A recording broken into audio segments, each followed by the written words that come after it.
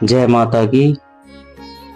राजा चंद्रभान एक दिन अपने मंत्री सूरसेन से पूछा कि पाप की जड़ क्या होती है। सूरसेन इसका कोई संतोषजनक उत्तर नहीं दे पाया। राजा ने कहा, इस प्रश्न का सही उत्तर ढूंढने के लिए मैं तुम्हें 1 माह का समय देता हूं। यदि दी गई अवधि में तुम सही उत्तर नहीं ढूंढ सके तो मैं तुम्हें मंत्री पद से हटा दूंगा।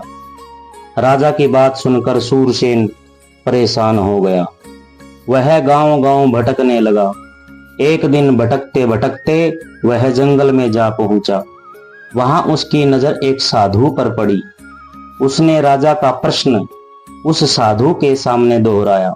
साधु ने कहा, मैं डाकू हूं जो राजा के सिपाहियों के डर से यहाँ छुपा बैठा हूं। वैसे मैं तुम्हारे प्रश्न का उत्तर दे सकता हूं, लेकिन इसके लिए तुम्हें मेरा एक काम करना होगा। सूरसेन ने सोचा, काम चाहे जो भी हो, कम से कम उत्तर तो मिल जाएगा। उसने डाकू के बात के लिए हामी भर ली। इस पर उस साधु डाकू ने कहा कि तू ठीक है, आज रात तुम्हें नगर सेठ की हत्या करनी होगी और साथ ही उसकी सारी संपत्ति चुराकर मेरे पास लानी होगी। यदि तुम यह काम करने में सफल हो जाते हो तो मैं तुम्हें प्रश्न का उत्तर बता दूंगा। सूरसेन लालच में आ गया। उसे अपना पद जो बचाना था। सूरसेन इसके लिए तैयार हो गया और जाने लगा। उसे जाता देख डाकू ने कहा, एक बार फिर सोच लो, हत्या व चोरी करना पाप है। सूरसेन ने कहा, मैं किसी भी हाल में अपना पद बचाना चाहता हूं और इसके लिए मैं कोई भी पाप करने के लिए तैयार हूं।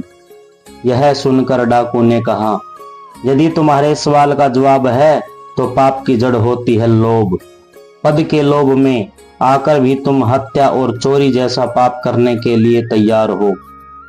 इसी के वशीभूत होकर व्यक्ति पाप कर्म करता है। सूरसेन ने डाकू का धन्यवाद किया और महल की ओर चल दिया। दूसरे दिन राज दरबार में जब उसे राजा को अपना उत्तर बताया तो राजा उसकी बात से प्रसन्न हुआ।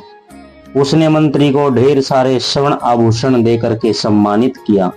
तभी कहते हैं, पाप की जड़ हमेशा कड़वी होती है, बाद में पछताना पड़ता है।